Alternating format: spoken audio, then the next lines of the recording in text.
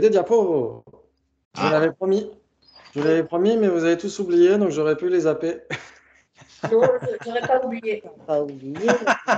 J'ai regardé la vidéo que hier. Ah oui, donc j'aurais pas oublié. On serait Bon, souvenu. t'as eu le temps, t'es à la maison tranquille, tu te poses. Qui, moi? Oui, Eh ben, j'ai pas le choix, on va dire. exactement. Merci, Papa Covid. Eh ben, ouais. Et le T'as deux. le Covid? Ouais, Oh là là là là là. jamais 203. D'accord. Oui, Ah. oui. Ça va mieux? Oui, ça va un peu mieux quand même. Ça Hier, c'était s'entend. pas top, mais ça va. Bon. Ça s'entend. Bon, ben, j'espère que ça va aller. Oui. Super. Alors, on va essayer de continuer un petit peu donc, par rapport à justement ces 4 placements de l'attention, qui sont sur quoi d'ailleurs? C'est quoi les 4 placements de l'attention? Alors, le corps, Le corps, les sensations, Sensation. l'esprit, l'esprit, les phénomènes. Oui, voilà, bravo, bravo. Donc pour le corps, c'est assez simple, il y a des raisonnements pour voir est-ce que chaque partie du corps est dans chaque partie du corps, parce que le corps et les parties seraient deux substances différentes, et donc est-ce que chaque partie du corps serait dans chaque partie du corps? Après, il faudrait vérifier, chaque partie du corps elle-même est constituée de parties, et de parties, et de parties, on arrive aux atomes, et aux atomes qui sont constitués de vide, etc., etc. Ouais, ou alors le corps tout entier dans chacune de ces parties, et là on aurait autant de corps qu'il y a de parties. Ouais, oui. ok, très bien. Et ce qui est intéressant, c'est que juste après, sa sainteté dit comment les choses existent-elles. Donc ça tombe bien, ça répond à la question de Stage qui voulait savoir plus par rapport au phénomène en général, le 4e placement de l'attention. Mm. Et donc, comme je ne peux rien refuser aux gens qui viennent, qui prennent le temps de venir à chaque fois, eh bien, on va essayer de voir ça. Ok. Donc, comment est-ce que les choses existent-elles d'ailleurs? Comment est-ce que les choses existent? En dépendance. Voilà. Chanchu sem chorimpoche. Merci, à la semaine prochaine. Exactement, c'est tout à fait ça. Bravo, bravo. Très bien. Donc, on va essayer de voir avec, avec les diapos. J'ai des diapos. Et donc, on va essayer de voir ça. Ok. Et ça devrait fonctionner. Voilà. Donc, c'est des diapos recyclés, bien sûr. Vous m'entendez toujours? Parce que quand il y a les diapos et Skype, Entend- Ouais, vous Oui. m'entendez? Bon, super. Donc, c'est le grand et noble et sublime Ariana Nagarjuna. Ouais. Ok. Et donc, qu'est-ce qu'il dit souvent? Il emploie des raisonnements, justement, pour essayer de déconstruire un petit peu la personne et les agrégats, etc. Nous, on est en train de voir, bien sûr, les différents, euh, le corps, les sensations, l'esprit et les phénomènes. On peut dire, oui, eh bien, les agrégats d'une certaine manière, mais on peut l'appliquer à tous les phénomènes. Et ici, Ariana Nagarjuna dit, si l'individu n'est pas la terre, ni l'eau, le feu, l'air, l'espace, la conscience, ni leur ensemble, et s'il n'est autre que, quelle personne y a-t-il? Ah, ça c'est la question. C'est la question. Donc on cherche, comme on l'a dit la dernière fois, on a dit un truc assez important, c'est que les Prasangikas cherchent un soi absolu, vous êtes d'accord, un soi indépendant, inhérent, ouais? Oui, oui, oui. Parce qu'on n'est pas en train de chercher est-ce que la table et ses parties seraient une ou différentes, puisque déjà les autres écoles le savent. Les autres écoles, par exemple les Sautrantika, savent très bien que la table et ses parties sont contradictoires, sont différentes. Ouais, Mm. ouais, ça me parle? Oui, Ok. Donc on ne fait pas qu'une simple recherche, est-ce que le tout est égal à ses parties? Parce que ça c'est facile, le tout n'est pas égal à ses parties. On cherche un soi absolu, ouais, une personne absolue. Et donc si elle est absolue, c'est-à-dire qu'elle existe de son propre côté. Et donc soit elle existe comme étant une de manière absolue avec ses agrégats, soit comme étant séparée de manière absolue de ses agrégats. C'est pourquoi il y a ces raisonnements-là. Ouais, ça va pour tout le monde? ouais. Ouais ou pas? Oui. Ok, n'hésitez pas surtout, hein, parce que je vois pas vos sourcils froncés avec le partage d'écran. Ok. Et donc là, les citations, je les prends de la traduction de Guy Bugeaud, qui est un sanskritiste. Donc c'est une nouvelle publication d'ailleurs du traité du milieu de la Nagarjuna. C'est vraiment très bien. Ok, très bien. Donc dans le chapitre 18, excellent, sublime et célèbre chapitre 18, la première strophe, il dit si le moi n'était autre que les agrégats, donc c'est-à-dire que si le moi était un avec les agrégats, si le moi absolu était un avec les agrégats, il serait sujet à naissance et destruction. Ouais, ça veut dire que notre moi de cette vie, notre moi de cette vie serait nouvellement produit parce que nous avons les agrégats de cette vie qui sont nouvellement produits. Ouais, ça vous parle? Oui.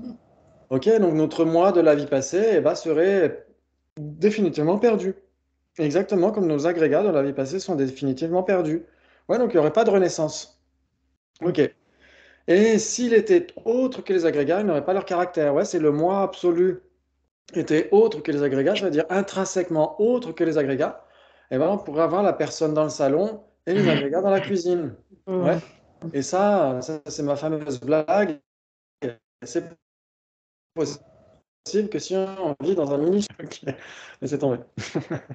Très bien. Donc si on vit dans un mini studio, on est à la fois dans la cuisine et dans le salon. Sinon, c'est pas possible. Mhm. Ouais. Ok. Donc si la personne et les agrégats étaient séparés, on aurait les agrégats de la personne dans le temple et la personne à l'extérieur du temple. C'est pas possible. Ouais. On dirait le corps est assis, le corps est en bonne santé, le corps est impermanent, mais pas la personne.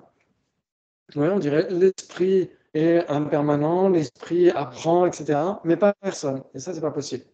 Ok, donc on va voir pourquoi est-ce qu'Ariana Gajuna emploie ces raisonnements-là, parce que la dernière fois, on a essayé d'en parler, mais c'était un petit peu flou, mon explication.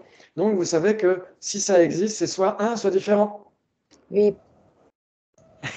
Oui. Ok, cachez votre joie. Si ça existe, c'est soit un, soit différent. Qu'est-ce qui est un? Qu'est-ce qu'il y a? Ben, n'importe quoi, tout seul. N'importe quoi tout seul. Et un- N'importe quoi tout seul. Ok, par Un exemple, phénomène, c'est pas un existant. voilà, un existant, mais lequel, par exemple? un pot, une table, voilà. Voilà. Ok, très bien. Mais un pot et une table sont différents, non? Non, un pot, c'est un, une table et une. Ok, très bien. Une table et une, vous êtes d'accord? Oui. Ok. Qu'avec elle-même. Hein. Voilà, une Avec table une est une table. avec elle-même. Elle est une, ouais. Elle est Oui, comparée à rien. Elle est oui, isolée de tout le reste, donc elle est une, ouais. oui. Ok, maintenant, qu'est-ce qui serait différent? Une table et un pot. Voilà. Voilà, une table et un pot, exactement. Ok, ils sont Table différents. avec un S. Ou table avec un S, table avec un S. Ah, table avec un S, le sujet table avec un S, est-ce que c'est un ou différent? Le sujet table avec un S, c'est un. Ah, oui, par Le sujet exemple, table avec un S. Ah oui, d'accord, oui, oui. ouais, parce que table avec un S, table au pluriel, c'est comparé avec rien d'autre. Hmm. Ouais, exactement, très bien, bravo, bravo. Ok, donc soit si ça existe, c'est soit un, soit différent. Si ça n'existe pas, ça ne peut pas être ni un ni différent, vous êtes d'accord? Eh bien, Par oui. exemple, qu'est-ce qu'on pourrait dire? Par exemple, une licorne bleue à pois rose, elle n'est pas une, vous êtes d'accord? Eh oui. Elle n'est pas une. Ben C'est un non. non-existant, Non, donc c'est un on ne peut pas dire un non-existant. ou différent. Eh ben, on ne peut pas dire un non-existant, donc un non-existant, eh bien un, non? Non, parce que Ah oui, vu comme ça, oui. Non, non, il y a un Un piège là. phénomène. Ne te précipite pas. Ouais. Attends, c'est quoi la définition de un? non existant n'existe pas. Ben, alors, un non-existant ne peut pas être un. C'est quoi la définition de un? Un, c'est un phénomène. Phénomène, c'est pour ça que ça n'existe Ça pas. concerne les... Voilà. Phénomène, Alors, la définition de un, c'est juste phénomène. Non, Non, Donc, phénomène. phénomène non divers. Phénomène Ok. non divers. Parce que sinon, table et pot sont une, parce que ce sont des phénomènes, ouais. Non, phénomène Ok. non divers. Ok, phénomène non divers, c'est la définition de un, vous êtes d'accord? Phénomène non distinct, phénomène non divers. Ça veut dire que c'est même pas distinct du point de vue de la conscience conceptuelle, ouais. Ok, et différent, c'est la définition, c'est quoi? Phénomène divers. Phénomène divers, très bien, ou phénomène distinct, comme on veut, ouais. Ok, très bien, donc ça veut dire que, ok, je vais pas aller trop loin parce que sinon ça me démange et après on va faire des débats toute la soirée. Très bien, donc un est différent. Ok, donc soit c'est un, soit c'est différent. On ne peut pas avoir quelque chose qui serait à la fois un et différent, vous êtes d'accord? Oui. Ok, donc le sujet différent n'est pas un. Ça recommence. Alors, différent et un avec différent, oui. Ah, donc c'est une base commune entre un et différent alors. Comment? Ok. C'est pas une même entité, donc ça peut pas être. Ah ouais? Un est différent, c'est pas une même entité. Un et différent ne peuvent pas être une même entité. Si, c'est différent tout seul, il est un. Ok. Donc là, on est uniquement du point de vue de la conscience conceptuelle. C'est pour ça que j'ai mis le penseur de Rodin là, ouais. Hmm. Ouais, donc là, on parle pas encore des perceptions. Ouais, là, c'est uniquement de la conception. C'est la conception qui distingue un et différent. Par exemple, Ah une ouais. table et sa couleur. Une Hmm. table et sa couleur sont différentes, vous êtes d'accord? Hmm. Ok, Oui, elles sont différentes parce qu'elles sont différentes pour la conception. oui. Mais c'est une Ok, même. très bien. Ok. Et non seulement il y a différent, mais il y a aussi contradictoire. Ouh là là. Ça veut dire quoi, contradictoire? Phénomènes qui n'ont aucune base commune. Ça veut dire quoi? Phénomènes qui n'ont aucune base commune. Base commune. Phénomènes Ok. Une même entité et pas de base commune. Alors, pas encore la même entité, ce qu'on va voir après, ouais. Mais Alors, là, c'est phénomènes contradictoire, c'est, différents qui n'ont aucune base commune. voilà, Ouais, différent et sans ah base oui. commune. Ouais. Par exemple, une table et sa couleur, non seulement sont différentes, mais en plus sont contradictoires. Ben oui. Hmm. Parce que rien ne peut être à la fois une table et sa couleur. Mm. Vous êtes d'accord? Mm. Tout le monde est d'accord? Mm. Ok, très bien. Donc, contradictoires, ils sont différents, ils n'ont aucune base commune. Oui, trade, grand chi, chez tu, mais pas, ouais. Ok, c'est la définition de contradictoire. Oui. Ensuite, il y a entité, différentes, une entité, des entités différentes. Là, c'est pour la perception. C'est plus Oui. pour la conception, ouais. Ok. C'est surtout la perception. On va dire, c'est surtout la perception. On va voir pourquoi. Très bien. Donc, en général, si des phénomènes sont différents, ils ne sont pas nécessairement des entités différentes. Non. Donc, il faut rappeler ce que veut dire une entité et des entités différentes.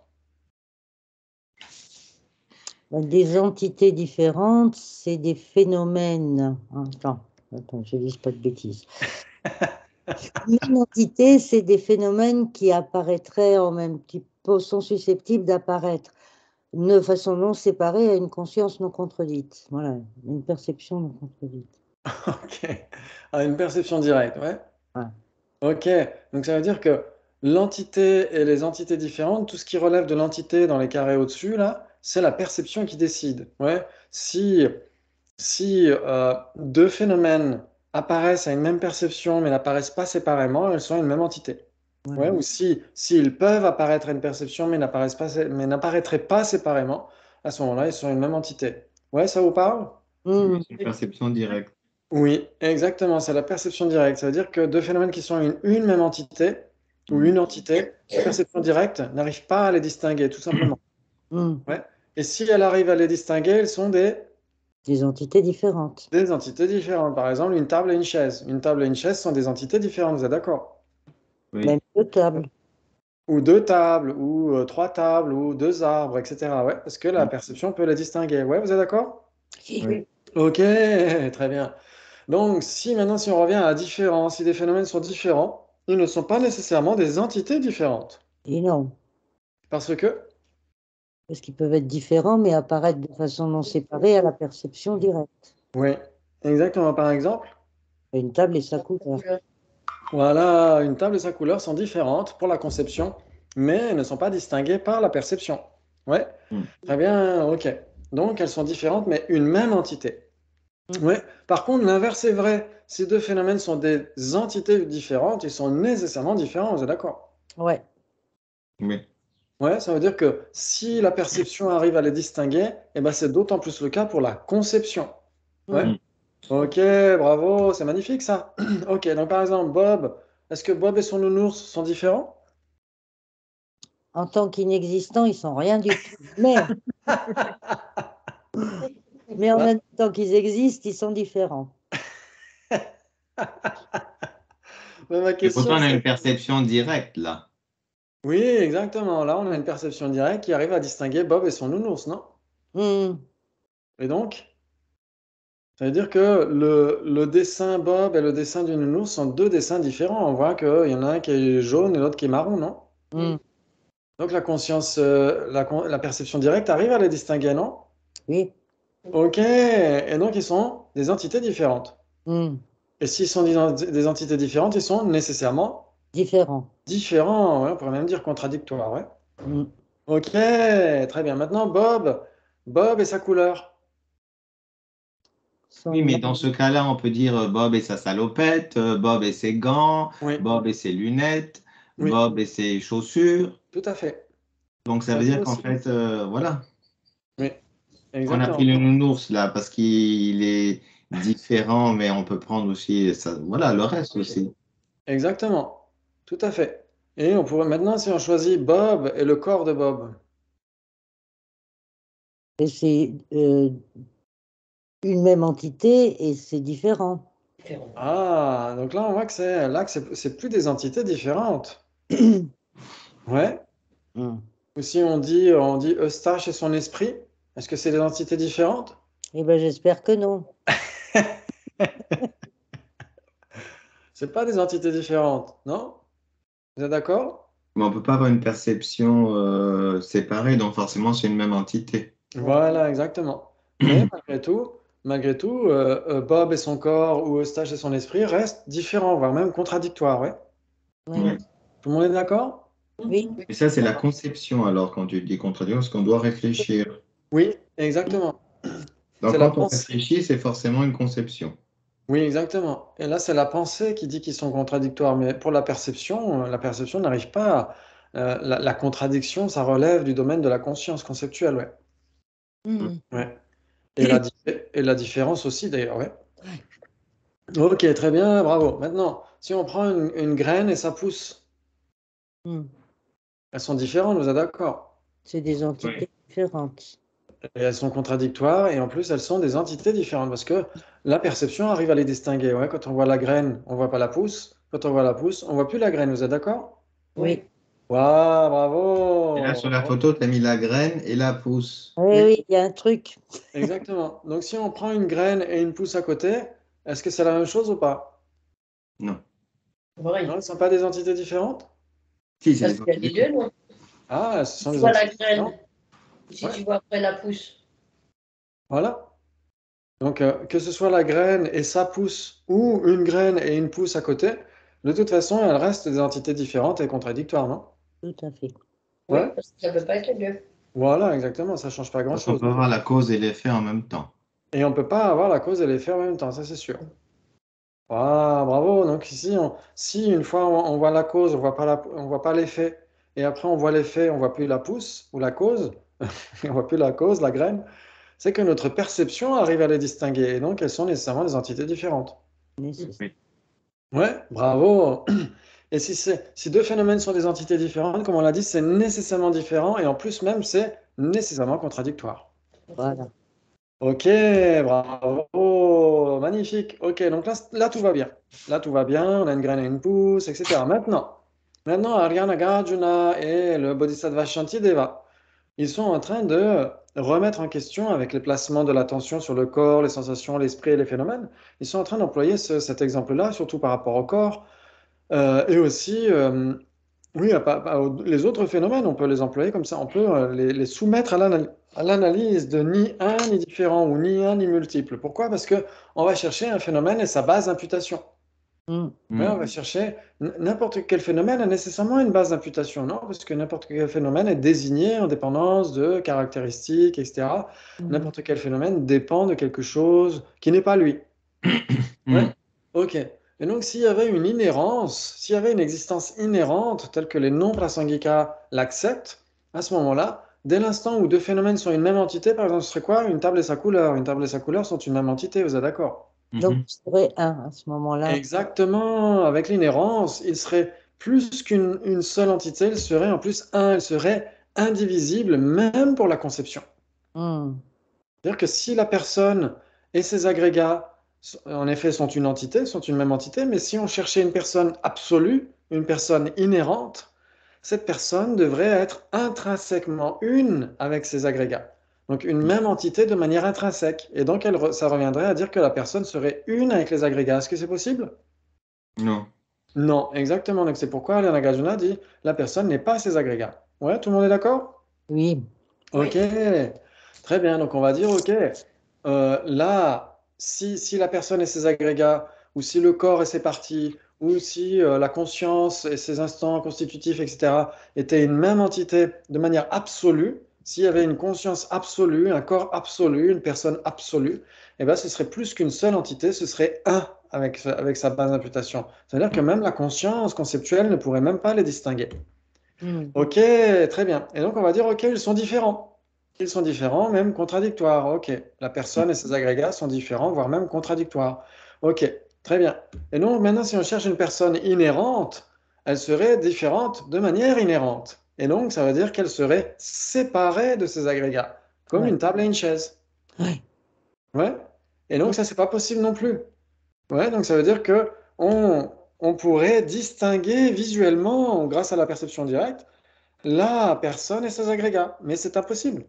La perception directe ne veut pas distinguer la personne et ses agrégats. Et donc, en effet, s'il y avait une personne absolue, intrinsèque, inhérente, donc vu qu'on a dit qu'elle n'est pas une avec ses agrégats, eh ben, elle est différente, oui. Mais si c'est une personne absolue, elle devrait être différente de manière absolue. Et donc, ça reviendrait à dire qu'elle serait des entités différentes avec ses agrégats. Elle serait séparée de ses agrégats. Et c'est pas possible. Et c'est pourquoi Ariana Nagarjuna emploie ces raisonnements-là, ouais, en particulier. Ouais, le raisonnement quintuple aussi, ou les raisonnements septuples chez Acharya Chandrakirti, justement parce que ça repose d'abord sur l'unité et la différence.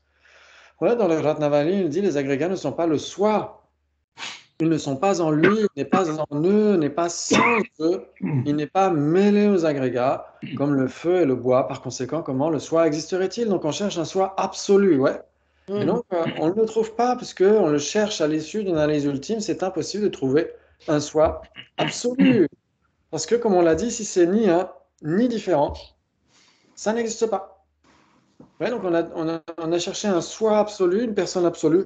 Et donc, si elle était une entité de manière absolue avec ses agrégats, eh ben, ce serait à dire la personne est une avec ses agrégats. Donc, ça, c'est pas possible. On dit non, c'est pas possible.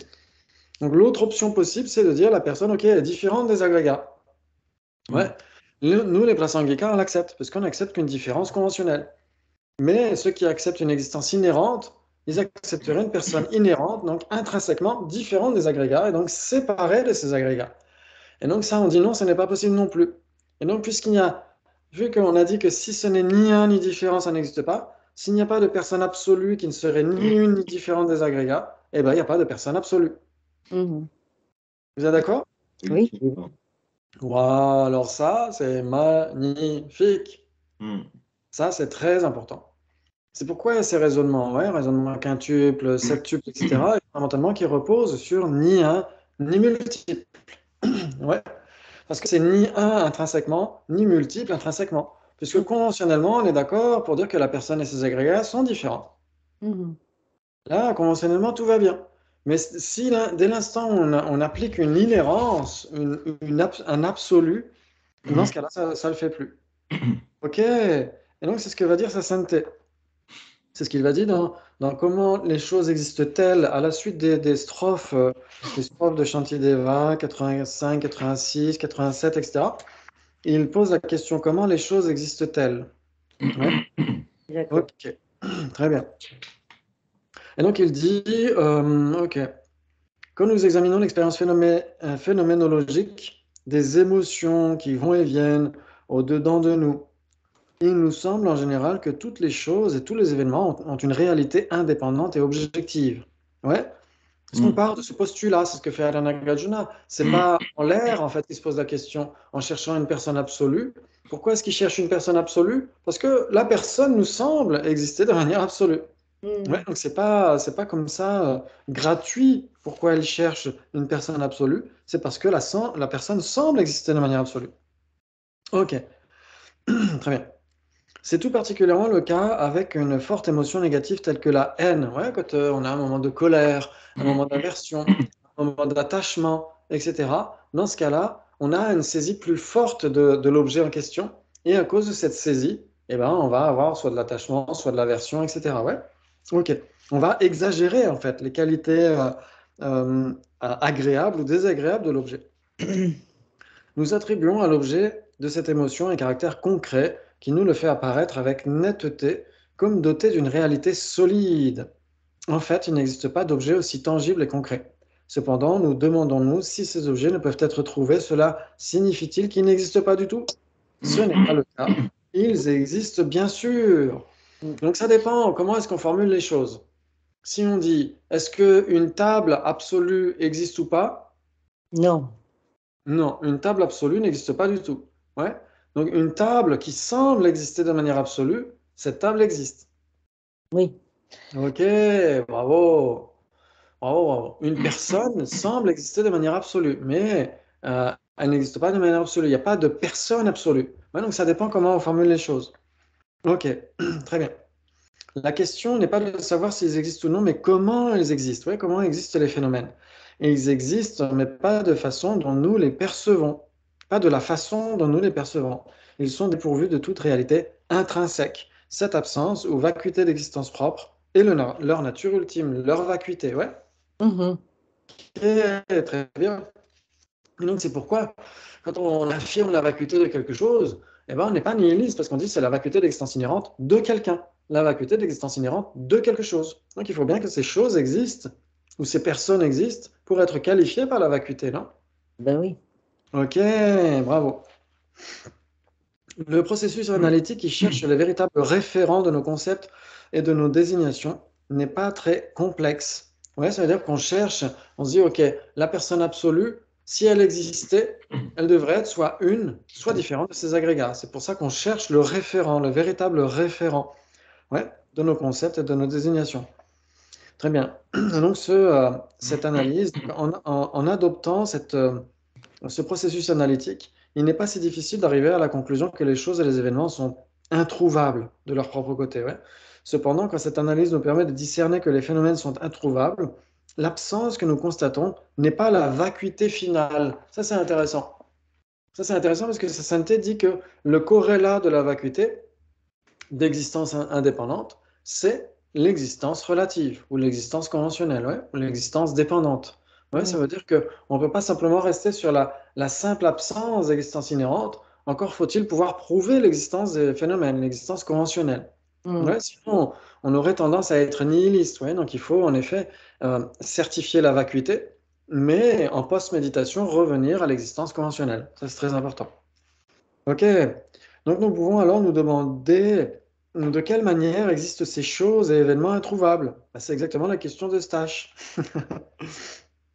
Il nous apparaît ainsi que l'existence des choses et des événements doit être comprise en termes de relativité. Et quand nous comprenons que les choses et les événements dépendent pour leur existence d'un ensemble de causes et de conditions, et qu'ils ne sont que des désignations, nous comprenons aussi qu'ils sont dépourvus d'indépendance ou d'une autorité autodéterminante. Je ne sais pas comment quel terme ça traduit. Une autorité autodéterminante, peut-être quelque chose qui est établi par son propre pouvoir. C'est peut-être ça que c'est traduit en français ici. Très bien. Nous voyons clairement que leur nature est dépendante d'autres facteurs. Oui, n'importe quel phénomène dépend nécessairement d'autres phénomènes que lui. Mm. Oui, vous pouvez penser à n'importe quel phénomène, des phénomènes impermanents, des phénomènes permanents, ils dépendent nécessairement d'autres phénomènes qu'eux-mêmes. Ça, Mhm. c'est très important. Ça, c'est super. Et en tant que quelque chose n'existe, en tant que quelque chose n'existe qu'indépendant d'autres facteurs et gouverné par d'autres forces, on ne peut pas le considérer comme indépendant. Ok, très bien. Donc, car la dépendance et l'indépendance s'excluent mutuellement. Il n'y a pas d'autre possibilité. Ça, c'est très important. Ça, c'est très, très important. Ça veut dire qu'il faut accepter les lois logiques de non-contradiction. Oui, c'est ça. Ouais, de non-contradiction et du tiers exclu aussi. C'est-à-dire que soit quelque chose existe, soit ça n'existe pas. Ça ne peut pas à moitié exister et à moitié ne pas exister. Ouais. Euh, c'est cette fameuse porte qui doit être ouverte ou fermée d'Alfred de Musset. Ouais. Ok. Soit quelque chose est permanent, soit c'est impermanent. Mais ça ne peut pas être à moitié permanent, à moitié impermanent. Ouais. Donc il faut savoir, dans ce cas-là, déterminer la contradiction mutuelle entre permanent et impermanent, exister, ne pas exister, etc. Et si on arrive à prouver l'un, on réfute nécessairement l'autre. Si on arrive à prouver qu'un phénomène est impermanent, nécessairement on réfute sa permanence. Ouais. Ok, ben ça c'est pareil. Donc si on arrive à prouver qu'un phénomène est relatif, dépendant, on réfute nécessairement son absolu, son indépendance. Ouais, vous êtes d'accord? Tout à fait. Ok. Très bien. Donc là, bien sûr qu'on pourrait débattre un petit peu avec sa synthé. Quand il dit car la dépendance et l'indépendance s'excluent mutuellement, ça veut dire que l'indépendance et la dépendance sont contradictoires. C'est-à-dire que l'indépendance existe parce qu'elle est différente, elle n'a pas de base commune avec la dépendance. Ok. Ok. Donc, mais on pourrait dire que l'indépendance en général existe. C'est-à-dire que par exemple, les phénomènes permanents sont indépendants par rapport à des causes et conditions. Donc l'indépendance existe en général. Très bien. Mais non, ce n'est pas parce que les phénomènes permanents ne dépendent pas de causes et de conditions qu'ils ne dépendent de rien. Ils dépendent de leur partie. Voilà, ils dépendent de leur partie, ils dépendent d'une désignation qui les établit en fonction de ce qui n'est pas eux, etc. Ouais, ouais, ça vous parle? Oui. Ok, ça c'est magnifique. Ça c'est magnifique. Ça c'est super. Et donc juste après, sa synthèse dit, il est très important de comprendre que lorsqu'un prasangika, madhyamika, ouais, il faut rajouter prasangika, affirme que les choses sont dépourvues d'existence inhérente, ils ne se fondent pas uniquement sur le fait qu'elles ne peuvent être trouvées par une analyse critique. Ouais, ça c'est les différents types de raisonnement des prasangika. Il y a justement Shantideva va en employer quelques-uns par la suite. Il va employer les éclats de diamant. Ouais, il va dire par exemple que un phénomène produit n'est pas intrinsèquement produit. Pourquoi? Parce qu'il n'est pas intrinsèquement produit par lui-même, par d'autres, par les deux, ni Pareil. sans cause. Ouais, ce sont les éclats de diamant, les quatre options possibles. Ouais, ça veut dire que, par exemple, bah, les agrégats, la personne, etc., ne sont pas des produits en soi, ne sont pas des produits inhérents. Pourquoi? Parce qu'ils ne sont pas produits intrinsèquement par soi-même, Mm. par quelque chose d'autre, par à la fois soi-même et quelque chose d'autre, ou par rien du tout. Ouais. Mm. Ok, on aura le temps d'y revenir parce que c'est dans la suite du chapitre. Très bien. Et donc, ces éclats de diamant et ces différents types de raisonnements prasangika réfutent l'absolu, réfutent l'indépendantisme, l'existence indépendante, inhérente, absolue, ouais, Mm. mais n'affirment pas l'existence conventionnelle. Donc, c'est pourquoi sa sainteté dit ce raisonnement est incomplet quand on dit simplement il n'y a pas d'existence inhérente. Ouais. C'est pourquoi elle dit le roi des raisonnements, des raisonnements, le raisonnement de l'existence dépendante. Il dit les choses et les événements sont dits dépourvus d'existence intrinsèque ou inhérente, car ils n'existent que parce qu'ils sont dépendants d'autres facteurs. Voilà. Ça, c'est le raisonnement roi de l'existence dépendante. Ouais. Ouais. On l'appelle le raisonnement roi le roi des raisonnements, parce que non seulement il réfute l'absolutisme, mais Mm. il réfute aussi le nihilisme. Ouais, on dit, je n'existe pas de manière absolue. Qu'est-ce qu'on réfute? L'absolutisme. Mm. Ouais. On dit, je n'existe pas de manière absolue parce que j'existe de manière relative ou parce que j'existe de manière dépendante. Ouais.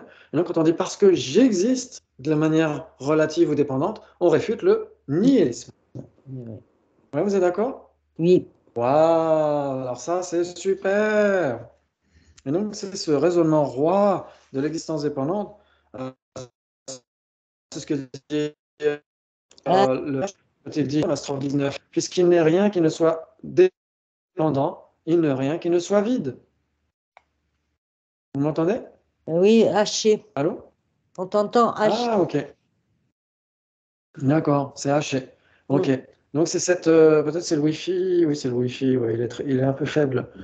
Pourtant, j'ai enlevé les diapos, hein. Ok, là, ça va? Ouais. Ok, très bien. Et donc, on disait justement ce raisonnement roi de l'existence dépendante, Arya Nagarjuna l'emploie dans le chapitre 24. Ouais, à la strophe 19, il dit que puisque rien, il n'est rien qui ne soit dépendant, il n'est rien qui ne soit vide. Ouais, puisque tout ce qui existe est nécessairement dépendant, tout ce qui existe est nécessairement vide d'existence indépendante. Mhm. Ouais. Et là, en effet, on a le raisonnement roi de l'existence dépendante parce qu'on réfute les deux, l'absolutisme et le nihilisme. Ok, donc c'est ce que dit sa sainteté.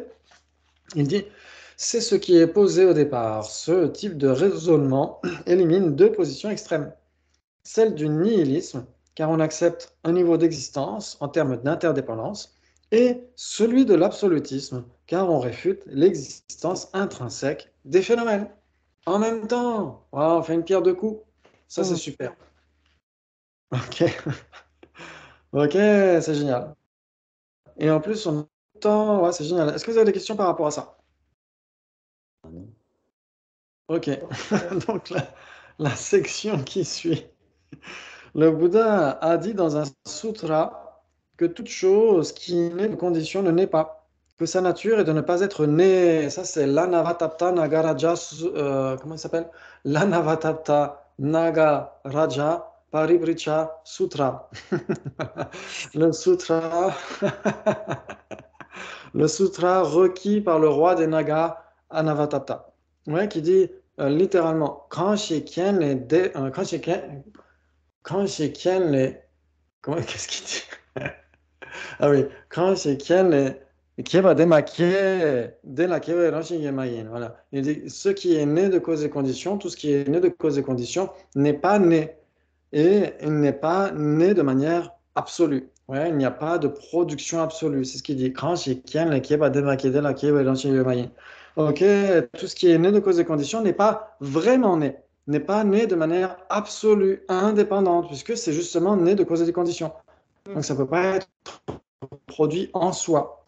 Ouais, Ouais. ok. Et donc, ça, bien sûr que c'est les Prasangika qui disent ça, parce que pour les autres écoles, pour les autres antiquaires en particulier, ce qui est né de causes et conditions est ultimement capable d'opérer une fonction et intrinsèquement capable d'opérer une fonction. Tout ce qui est produit existe de manière inhérente pour les autres écoles, alors que pour les Prasangika, non, si c'est né de causes et conditions, ça dépend. Si ça dépend, comment est-ce que ça peut exister de manière inhérente? Ouais, parce qu'exister de manière indépendante, inhérente, absolue, tout ça, c'est pareil. Mm. Ouais, c'est magnifique ça. Ok.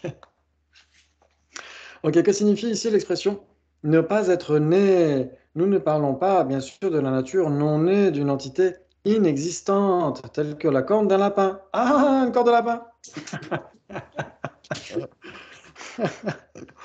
De même, nous ne nions pas l'origine des choses et des événements au niveau conventionnel. Ouais, on n'est pas en train, par exemple, une corne de lapin, est-ce qu'elle est née ou pas? Est-ce qu'elle est produite ou pas? Non, C'est un non-existant. non existant. Il y a un non-existant, par exemple. Ok, ok, on va débattre. Ok, waouh, par exemple. Par exemple, là, dans le champ, là, il y a des semences qui ont été posées. Je crois que c'est du tournesol, je ne suis pas sûr. Ok, très bien. Et donc, demain, il va y avoir une pousse qui va être produite. Et donc, ça veut dire qu'aujourd'hui, elle n'existe pas. Donc, un non-existant peut très bien être produit. Oh, c'est pas fait. Il faut des causes et un C'est effet. dommage. Donc, il faut une cause et un effet pour être produit. Et ben, quand demain, il y aura la pousse d'un tournesol, et ben, il y a l'effet. Et aujourd'hui, il y a la graine. Et donc, il y a la Et un cause. non-existant, il n'y a pas de cause, il n'y a pas d'effet. Et ben, aujourd'hui, le tournesol est un non-existant. Et pourtant, il a des causes et des effets. Qu'est-ce que c'est que cette Un histoire? phénomène. Mais la graine de tournesol, c'est un phénomène vu que c'est produit, la graine. Exactement, tout à fait. Mais pas un non-existant n'est pas produit, donc c'est pas un phénomène. Donc, demain, quand on aura la pousse du tournesol, ça veut dire que la pousse du tournesol est un existant déjà. Donc, s'il existe déjà, pourquoi est-ce qu'il a besoin d'être produit? Mais c'est pas un existant déjà, puisqu'il n'existe pas là. Ah, ben, il n'existe pas. Donc, le tournesol est un non-existant. Donc, demain, on aura la production d'un non-existant. Ah, Comment Ça y est. Moi, il manque quelque chose là, en fait. Mais il manque quelque chose. Tu es en train de de nous embrouiller. On tu le dit. nous embrouilles. Non, parce que pour un existant, il faut que ce soit produit. Donc, il faut bien que ce soit produit. Un non-existant ne peut pas être produit. Un existant, il est perçu par une cognition valide. Aujourd'hui, je ne Voilà, perçois déjà. pas du tout de tournesol par ma cognition valide, donc aujourd'hui, il n'est pas existant. Si demain je le perçois, il sera existant. donc, ça veut dire qu'un non-existant peut passer à l'existence. Et Non, donc, il est produit alors. non, il est produit. Comment un non-existant? Non, non, non, non. Il est Demain, produit en fonction de causes et de conditions. le tournesol d'aujourd'hui est un non-existant. Oui. Mais le tournesol de demain est un existant parce qu'il aura été produit par la graine. Donc, un non-existant devient un existant grâce à la graine. Donc, il est produit par la graine. Un Aujourd'hui, existant, c'est il toi qui en change cause, d'instant nous, en on n'en cause instant. pas. Tu te débrouilles avec ton... Nous, on n'en cause pas le tournesol de demain. Tu te débrouilles avec ton existant. Un non-existant ne peut pas être perçu. Un non-existant n'est pas perçu, alors toi, t'en causes. Directement, ni, oui. Parce qu'à ce moment-là, quand tu dis ça, n'importe quoi peut être quelque chose qu'on ne voit pas et je sais pas, moi, dans ce cas-là, il n'y a rien, il y a rien qui va. À ce moment-là, on peut dire tout et n'importe quoi. Un existant, il change d'instant en instant. Alors que la corne de lapin pas. Donc l'espace incomposé change d'instant en instant parce qu'il existe. L'existant est permanent. Vas-y, Rosemary. Vas-y. L'espace non composé est un permanent, un phénomène permanent. Oui. Donc Donc, il il est n'existe pas- pas, alors, pas parce que tout ce qui existe change d'instant en instant. Un existant impermanent change d'instant en instant. Ah, l'existant impermanent change d'instant en instant. Le tournesol est un existant impermanent. On est bien Bah d'accord. oui, Dans ces cas-là, on pourrait dire pareil avec, disons, le dimanche, le lundi, le mardi. Le lundi n'existe pas encore. Mais pourtant, Exactement. s'il n'y a pas de dimanche, il n'y aura pas de lundi. Et donc le lundi vient à l'existence. À un moment donné, il est non existant et à un moment donné, il devient existant. Donc un non existant peut. Mais ça reste un phénomène quand même. Non, parce qu'à ce moment-là, le futur n'existe pas et le passé non plus. Voilà. Ah bon? Bah, non, parce qu'en fait, le passé est passé, donc il n'existe plus. Mais du coup, le présent existe parce qu'il y a un passé et le présent existe parce qu'il y a un futur aussi. Le Ça, ça Mais peut le être futur le n'existe continuum, pas. c'est tout. Le C'est encore une continuum. histoire de continuum. Et puis voilà. Donc le présent Dominique, n'existe plus puisqu'il existe en dépendance du passé et du futur. Si le passé n'existe pas, le futur pas encore. Le présent n'existe plus alors. Alors, en fait, oui. Mais ça, c'est conventionnel. En fait, c'est ultimement, alors on va dire. on est en train de lui faire son dimanche soir. Le plaisir de lui faire du dimanche soir. Et là, Laurence va se dire, j'ai bien fait de pas venir. Hein. Non, je pense qu'il sait qu'on a raison, mais il nous manque un petit élément pour le prouver, en fait. C'est ça. C'est ça. Il nous manque un élément pour lui dire, parce qu'il sait qu'on a raison, mais on n'arrive pas à lui dire pourquoi. C'est ça. On donne notre langue au chat. Allez. Il nous manque le terme. C'est-à-dire que aujourd'hui, le tournesol n'existe pas, demain, c'est un existant. Donc un non-existant peut produire un existant. Et c'est pas le tournesol qui produit le tournesol, c'est la graine qui produit le tournesol. Ah, mais c'est pas une même entité. La graine, elle produit nouvellement ce qui n'existait pas avant, donc elle fait venir à l'existence un non-existant. Excuse-toi. Ça y est. On va faire du pied. Ok, on C'est pourrait plus. réfléchir pour la prochaine fois. Très bien. Ok. Donc voilà, c'était pour parler de cette notion-là. Que veut dire être non-né? Une corne de lapin est non-née, puisqu'elle n'existe pas. Elle ne peut pas être née. Ouais. Mais les existants, les existants qui sont produits, ils sont bien nés, sont bien produits. Ok. Ils ne sont pas produits de leur propre côté, de manière inhérente. Ouais. Parce que justement, ils sont produits en dépendance de quelque chose. Donc c'est ça qui est intéressant, parce que d'une manière innée, on a tendance, nous, à saisir l'existence inhérente de ce qui est produit. Ouais. Quand vous regardez, je sais pas, des émissions où il faut faire un feu, par exemple. Il faut faire un feu, on est sur une île déserte, etc. Il faut faire un feu. C'était à la mode il y a quelques années sur la 6, bon, ça existe toujours sur la 1, mais il y a des gens qui vont faire des trucs, qui participent à des émissions où ça s'appelle Survivor, etc. Et donc, quand ils ont produit le feu, vous pouvez voir la joie qu'ils ont parce qu'ils saisissent de manière inhérente le feu qui vient juste d'être produit. Oui, c'est ça l'histoire du tournesol, c'est que le tournesol n'existe pas de manière inhérente, c'est ça l'histoire. Hein. C'est ça que ça veut dire. Mais il n'a pas dit ça. Hein. Je ne l'ai pas dit. Il n'a pas dit. Oui, Nous, mais c'est pas ça. conventionnellement. Un tournesol inhérent n'existe pas et un tournesol qui n'est pas né n'est pas inexistant. C'est l'histoire que c'est pas une existence inhérente, c'est ça le truc. Mais la graine non plus, alors, ce Il moment. attendait, bah oui, il attendait qu'on dise Donc, que il nous a induit en erreur. il se fout de nous. C'est marrant parce que Il vous nous parlez induit comme en si j'étais erreur. pas là. Et puis, tu es obligé qu'il y a des causes coopérantes aussi, parce que le tournesol existe, parce qu'il y a de l'eau, tout ça. Alors, du coup, c'est même pas vrai qu'on puisse avoir un tournesol demain. Et du coup, c'est pas un tournesol inhérent qu'on aura demain, c'est ça le problème. C'est ça. On aura un Des tournesol conventionnel. des conditions qui seront même pas inhérentes, tu vois. C'est ça. mais de manière innée, on les saisit quand vous voyez la tête des gens qui viennent juste de faire du feu, la joie immense, etc. Parce que la production du feu, le feu qui vient juste d'être produit, est saisi de manière inhérente. Mais on a tous ça en nous, en fait, hein. Nous aussi, on est content pour eux. Voilà. Mais imaginons quand il pleut à Tarbas, il pleut comme qui la jette, comme ils disent à Lyon, il parle. Et donc, ça tombe et le feu s'éteint. Hmm. S'il n'existe pas de manière inhérente, comment est-ce que sa cessation pourrait exister de manière inhérente? Ça va recommencer là. J'en ai Elle bien. n'existe pas de façon inhérente, on a dit. Si on dit, regarde, le feu s'est éteint, comment est-ce qu'on peut dire le feu s'est éteint? Parce que le feu est un non-existant au moment où il s'est éteint. Donc, conventionnellement, il s'est éteint. Mais de toute façon, comme il n'existe pas de façon inhérente, il ne s'est même pas éteint.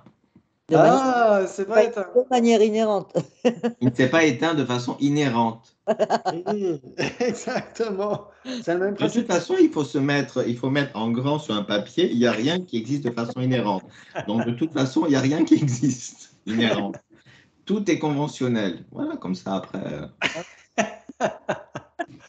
Parce que pour les Prasangika, c'est finalement assez facile de remettre en question les points de vue Sautrantika, Chittamatra, etc. Mais comment est-ce que nous, on fait pour échapper à ces incohérences manifestes ou ces incohérences, comment dire, on pourrait dire évidentes, mais en fait, quand on va derrière l'évidence, on voit qu'on peut échapper à ces incohérences, ouais, les Prasangika. En Mais fait, je crois qu'il faut que ce que j'ai compris dans les lectures, c'est que malgré le fait que les choses existent de façon inhérente, on est obligé de les faire sortir pour pouvoir. Tu vois, il est là, mais il n'existe pas. Mais pour qu'on puisse le réfuter, il faut qu'on le pousse à sortir pour pouvoir le réfuter. Sinon, en fait, on peut pas. On peut pas réfuter quelque chose qu'on ne voit pas. Même Mhm. si on le. Donc, du coup, c'est pour ça qu'il faut le provoquer. C'est pour ça qu'on nous dit dans les méditations de penser à quelqu'un qu'on n'aime pas. Je sais pas, moi, marcher sur la montagne et on regarde, on pense qu'on va tomber et faire ressortir ce moi inhérent qu'on pense qui est inhérent. Et c'est là qu'on dit, ben non, il n'existe pas. Et il faut voir après analytiquement pouvoir le réfuter. Mais on est obligé de le faire ressortir pour voir comment il serait s'il existait vraiment pour pouvoir le réfuter. Mm.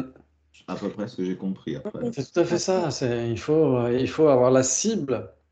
La cible, parce que si on n'a pas la cible, ce que dit le Bodhisattva Shantideva, d'ailleurs, il le dit à un moment donné, je ne sais plus si on l'a déjà passé cette strophe ou si on va la voir plus tard, mais il dit qu'en effet, sans contacter l'objet de négation, comment le réfuter? Ah, c'est ça le problème.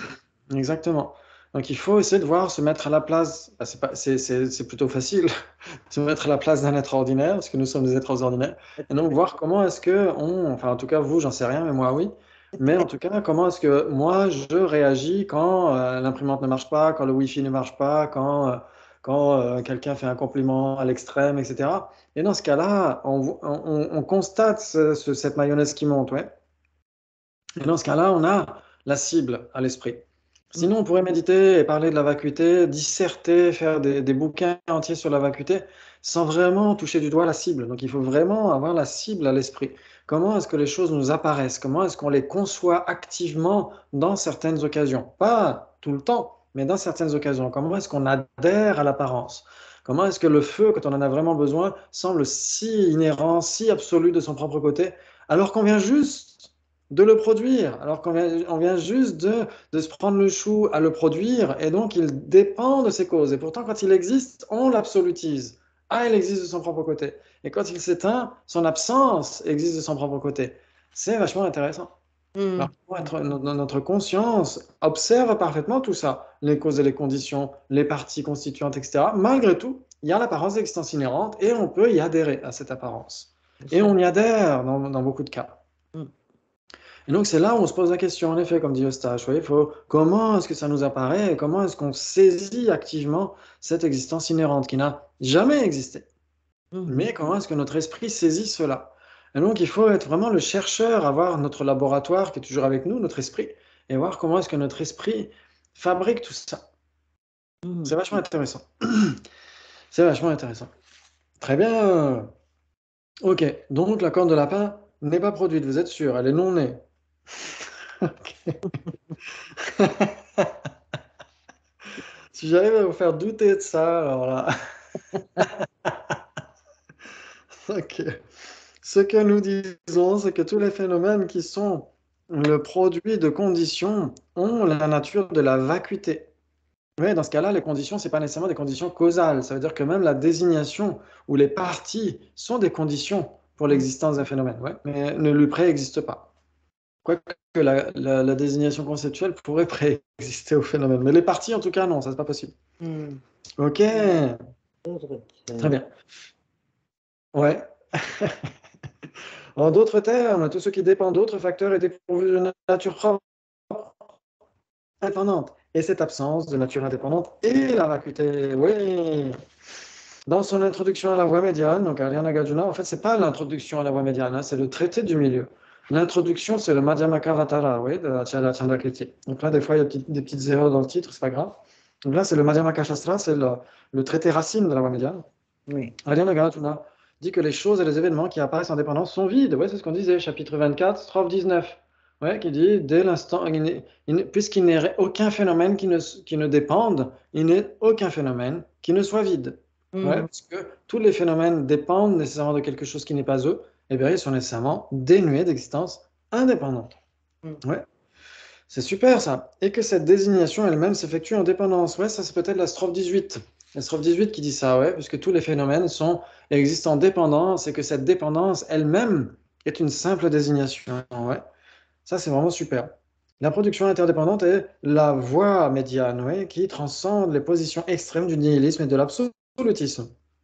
Cette affirmation est suivie d'un autre passage qui dit « Il n'y a pas de chose dont les origines ne soient pas interdépendantes, par conséquent, il n'y a pas de chose qui ne soit vide d'existence intrinsèque. » Ouais, donc juste avant, sa sainteté parlait de la strophe 18, et là c'est la strophe 19, comme on a dit, « Puisqu'il n'est rien qui ne dépende, il n'est rien qui ne soit vide. » Ouais, ça c'est une traduction plus abrégée de cette strophe-là. Ok, très bien, c'est super. Et ensuite, Ariana Nagarjuna conclut qu'il n'y a rien qui ne soit vide, car il n'y a rien dont les origines ne soient pas interdépendantes. Il n'y a rien qui ne dépende de quelque chose d'autre. Nous voyons ici une équation entre interdépendance et vacuité. Waouh, ça c'est magnifique. Et là, on est sûr, en effet, qu'on ne peut pas sombrer dans le nihilisme. Parce que c'est nécessairement la vacuité qui a pour sens, qui a pour signification l'existence dépendante, ouais, la causalité en particulier, et au sein de la causalité karmique.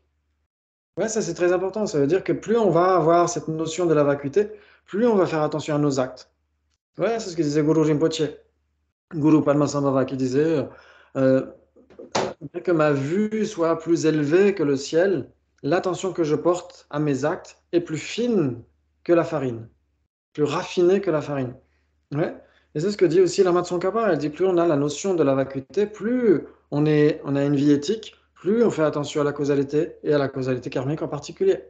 Ouais, parce que notre notion de la vacuité n'oblitère pas les conventions, n'oblitère pas la causalité. Au contraire, implique la causalité et la causalité karmique en particulier. Ouais, ouais, ça vous parle? Ben oui. Ok, c'est ce que dit Lama Tsongkhapa dans le Lam Tso Nam Sum, les trois aspects principaux de la voie. Quand il dit Shen, en Nao et Yot, Asava, dans Tombe Meta Saji Tombani, Gyun, dans Devo Chavet Sushe Natal, Zin Tawa Chobag Mingyuro. Il dit de plus, quand les apparences infaillibles contrecarrent l'absolutisme et la vacuité contrecarrent le nihilisme. Donc là, c'est dans l'autre sens. Il dit, quand on comprend que la vacuité se manifeste à travers les causes et les effets, à ce moment-là, on ne peut plus être emporté par les vues saisissant les extrêmes. Ça, c'est magnifique. C'est-à-dire que la vacuité imprègne ou permet l'existence des causes et des effets. C'est parce que les causes et les effets sont vides qu'ils sont possibles. Et c'est parce que les causes et les effets sont possibles qu'ils sont vides. Ouais, c'est là où on a aussi le sutra du cœur. Zu tomparo tompani zozozo, le tompani shamain, tompani legan, zu shamaino. La forme est vide, le vide est forme, il n'est pas autre vacuité que la forme, il n'est pas d'autre forme que la vacuité. Ouais, les deux s'impliquent mutuellement. Ouais.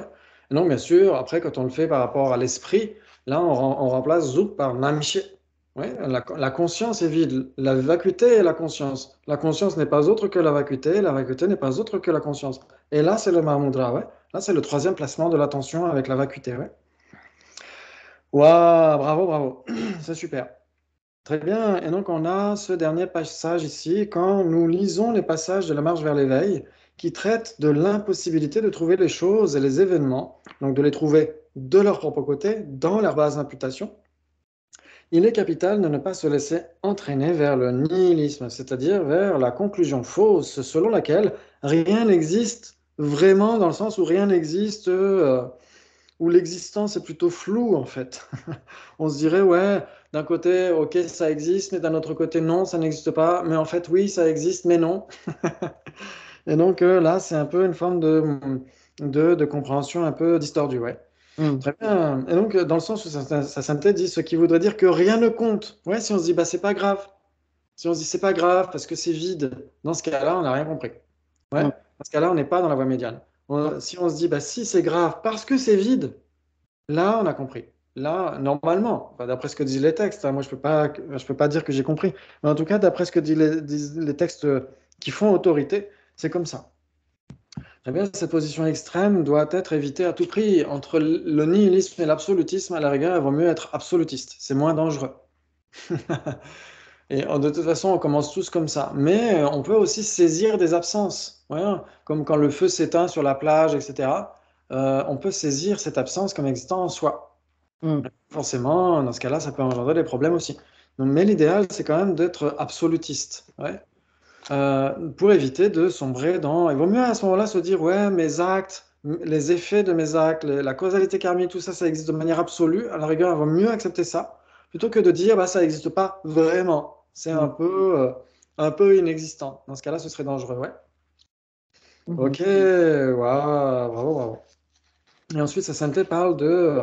Est-ce que ça répond un petit peu à vos questions par rapport à comment est-ce que les choses existent? Parce que ça, on peut l'appliquer à vraiment tout, en fait, hein. C'est ce que dit Ariana Nagarjuna dans le chapitre 18. Il dit que quand il compare l'absence d'unité et de différence de manière intrinsèque entre la personne et les agrégats, ensuite, il dit ça peut être appliqué à tout, en fait. Ouais, le feu, le combustible, n'importe quel phénomène imputé et sa base d'imputation. Ouais. Et ça peut être appliqué partout, ouais. Ok, c'est super. Et donc, la compréhension intellectuelle, c'est important de voir qu'il faut, au bout d'un moment, transcender la compréhension intellectuelle. Bien sûr qu'elle est très importante au début, mais on ne peut pas se satisfaire que de ça, ouais. La compréhension intellectuelle de la vacuité est différente de la réalisation totale de la vacuité, au sein de laquelle il n'y a pas de connaissance des origines interdépendantes des choses. Oui, ça veut dire que quand on comprend conceptuellement la vacuité, on peut comprendre que son corrélat, c'est l'existence dépendante. Ouais, conceptuellement, on peut associer les deux vérités. Mais tant qu'on n'est pas un Bouddha et qu'il y a une réalisation directe de la vacuité, les conventions n'apparaissent plus. Ouais. Donc dans ce cas-là, c'est difficile de manière épistémologique de dire que la vacuité aurait comme corrélat l'existence dépendante. C'est pourquoi en post-méditation, à nouveau, il faut méditer comme les phénomènes semblables à un spectacle de magie, etc. etc. Ouais.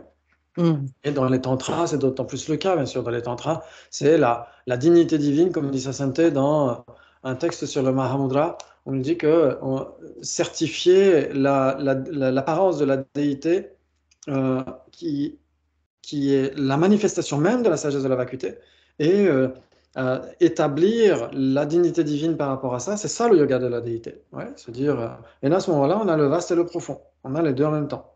Ouais. Ok, très bien. Et j'aurai bientôt plus de Wi-Fi. Ok, très bien. Et donc, qu'est-ce que ça vous parle, ce qu'on a dit jusque-là? Bah ouais. Ouais? Ok, bravo, bravo. Et donc, essayez de penser pour la fois prochaine comment est-ce qu'une une pousse de tournesol peut être un existant avant même d'exister, avant d'être produite. Si ça n'existe pas avant d'être produit, c'est un non-existant qui vient à l'existence. Ok, merci. Merci. Christophe, demain matin, on n'a pas révision. Non, c'est les vacances. C'est les vacances, C'est les d'accord. vacances. Il va y avoir juste demain soir pour les gens qui suivent avec les éditions Mariana. Super, merci beaucoup. Merci, bonne semaine et à la semaine prochaine. À demain. Merci. Ciao, à Bye bye. bientôt. Ciao.